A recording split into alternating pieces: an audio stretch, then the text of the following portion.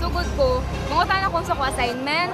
Or to at least make him penalize him for karing so many cases. Gikan ko sa presscon, niya mag-live na ko karong taud-taud para sa TV Patrol Central Visayas. Hello, remote, asa mo? Fidel Rosario? Okay, live ko. Di pa ko mag-live, kinahanglan ako maporma ang akong script. Dili siya dali-dalion kay para kompleto and sakto ang balita nga imong mapagawa. Basura sa buhatan sa ombudsman ang kasong grave misconduct. Akong first live report, kulbaan kong maayo. Uy, standby na daw tabay! Kalma lang kung report, sakto ang i-report. Kining tanan akong gibuhat para sa mga kapamilya.